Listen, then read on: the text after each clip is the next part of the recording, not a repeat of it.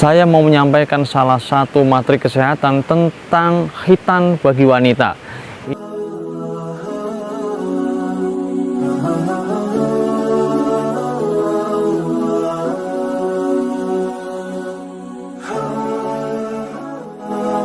Assalamualaikum warahmatullahi wabarakatuh. Alhamdulillah teman-teman sekalian, pada kesempatan kali ini kita bisa berjumpa lagi dalam channel Makes Mudah, yaitu materi kesehatan mudah.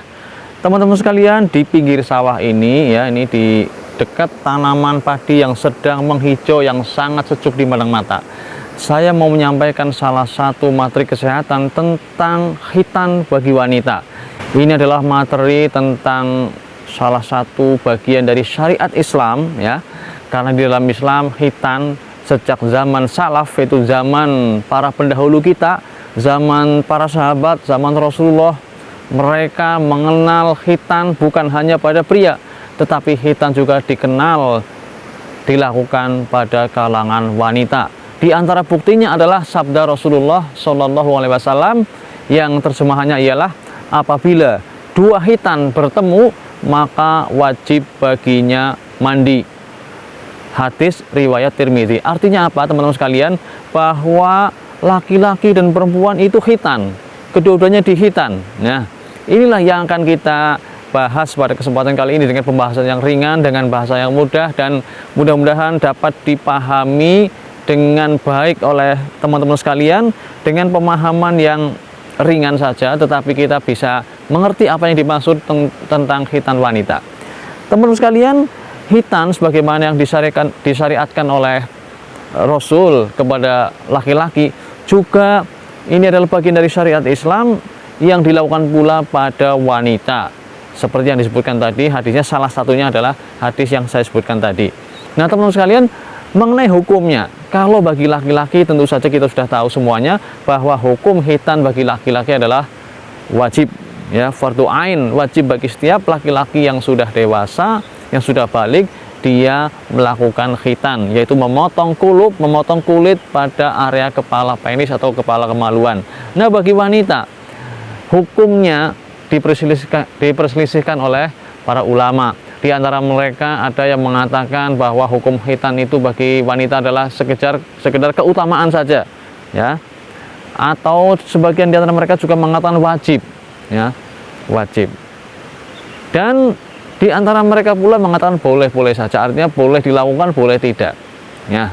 Teman sekalian, bagi yang mengatakan bahwa itu hukumnya makruh saja, boleh saja, karena tidak semua wanita ada daerah yang dihitan itu yang tampak jelas atau cukup menonjol, dan sebagian daerah atau pada daerah tertentu wanitanya atau sebagian wanita pada kondisi tertentu dia tampak menonjol, tampak jelas sekali daerah yang akan dihitan.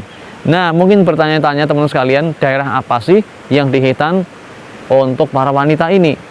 Maka perlu saya sampaikan bahwa khitan bagi wanita yang dihitan atau yang dipotong sedikit saja adalah daerah preputium. Preputium itu adalah daerah di atas klitoris ya, maaf. Di atas, kalau bahasa kita di atas kacang itu ada topi, semacam topi ya. Nah itu sedikit sekali itu ya, bentuknya seperti apa ya? Katanya seperti jengger ayam, jengger ayam perempuan tentu saja. Itu kecil sekali, nah di situ dipotong ujungnya. Itu yang dimaksud khitan bagi para wanita. Jadi bukan dipotong klitorisnya, ya, bukan pula dipotong labia minor atau mayornya, bukan, bibir luar atau bibir dalam, bukan, tetapi dipotong bagian topinya, topi klitorisnya, dan dipotongnya adalah sedikit saja. Ini yang perlu saya sampaikan, yang sebagian orang tidak memahami daerah mana yang dipotong. Pernah suatu saat ada pula yang memotong ya, ada pelaksanaan pemotongan atau khitan bagi wanita, tetapi yang dipotong bukan itu ya. Nah yang benar dari beberapa referensi yang saya baca, demikian pula dari beberapa kajian dari medis, termasuk pula fatwa MUI ya, MUI telah buat fatwa tentang khitan bagi wanita, bahwa yang dipotong ini adalah preputium, yang dipotongnya itu sedikit saja. Nah, Siapa yang berhak memotong? Tentu saja orang yang ahli, ahli dalam bidang kesehatan, yang mengerti prosedur kesehatan, ya, dengan cara-cara yang baik, cuci tangan dulu dengan memakai sarung tangan, dengan memakai alat yang steril, apakah itu pisau bedah yang kecil ataupun dengan alat-alat tertentu, gunting dan sebagainya. Tentu saja akan sangat baik ketika dilakukan setelah anak itu agak besar dengan menggunakan anestesi atau bius lokal. Ya, ini sangat-sangat baik. Apakah bius dengan menggunakan misalnya injeksi, ataupun dengan salep, ataupun dengan cairan-cairan lain yang mengandung zat anti nyeri atau mematikan rasa dari kulit tersebut. Nah, ini akan sangat nyaman bagi orang yang dihitan. Tentu saja nanti dilakukan pula prosedur-prosedur yang lain, seperti dilakukan desinfeksi dulu, ya, yaitu dibersihkan benar-benarnya daerah sekitar yang akan dipotong. Setelah dipotong dilakukan juga pemberian obat-obatan untuk antiseptik atau untuk membunuh atau meminimalkan terjadinya di situ koloni kuman-kuman ada di situ. Ini tentu saja akan sangat baik kalau dilakukan sesuai dengan prosedur kesehatan, sesuai dengan prosedur medis. Tapi kalau dilakukan dengan cara-cara yang tidak baik, dengan alat yang tidak steril, dengan cara-cara yang tidak standar lah, yang sudah diteliti zaman ini, maka ini akan berisiko. Walaupun di zaman tersebut mungkin belum sebegitu teliti sampai sekarang, tetapi saya yakin mereka, ya, walau alam akan melakukan dengan cara-cara yang terbaik, Kalau sekarang ya kita tahu dari sisi medis, berhak memotong adalah diantaranya adalah para dokter, perawat, bidan. Kalau ada diutamakan yang perempuan tentu saja. Nah, ini yang bisa dilakukan oleh para wanita, yaitu khitan dengan menggunakan prosedur yang benar-benar sesuai dengan standar kesehatan dan senyaman mungkin, diantaranya dengan menggunakan obat-obat anestesi ketika tentu saja anaknya sudah tahu, sudah besar. Kalau masih bayi, kadang diikat tali pusat saja nangis, ya udah biarkan, artinya itu hal yang biasa. Nah, kalau diambil daerah yang preputium tadi yang kecil sekali dengan cara yang baik oleh bidan misalnya, ini pun insya Allah aman-aman saja walaupun tanpa menggunakan anestesi injeksi, ya, karena ini adalah hal yang sangat kecil sebenarnya, sangat ringan.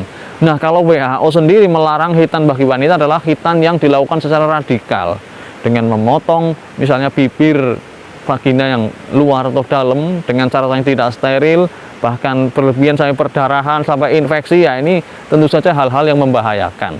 Kita sendiri tentu saja ngeri kalau melihat ada orang sudah dewasa, misalnya sudah umur 10 tahun, 11 tahun dipotong dengan cara-cara yang tidak prosedural, ya, dipotong dengan banyak potongannya sampai perdarahan, kemudian caranya juga tidak bersih, tidak steril apalagi, maka kita tentu saja juga melihatnya tidak tega. Tapi kalau dengan cara-cara yang baik, insya Allah aman, nyaman bagi yang dilakukan, dan ini bermanfaat dari sisi syariat, ya.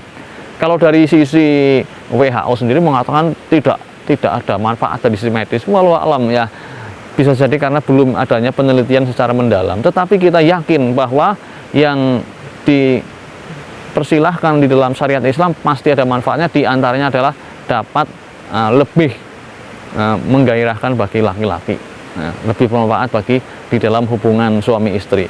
Nah, ini adalah hikmah di antara khitan bagi wanita. Nah, teman-teman sekalian, itulah yang bisa saya sampaikan pada kesempatan kali ini tentang khitan bagi wanita. Mudah-mudahan bermanfaat, ya. Telah kita sampaikan daerah mana yang dihitan, peraturan pemerintah termasuk Kemenkes juga mengatur hal tersebut, ya, bahwa khitan bagi wanita itu boleh, ada undang-undangnya, diantaranya Permenkes tahun 2010, nomornya saya lupa ini, tentang khitan bagi wanita, dan itu dilakukan oleh tenaga ahli kesehatan yang kompeten untuk melakukannya. Semoga bermanfaat, teman sekalian, sekilas pembahasan tentang khitan bagi wanita, ya. Cenderawasih burung Papua, terima kasih dan sampai jumpa. Wassalamualaikum warahmatullahi wabarakatuh.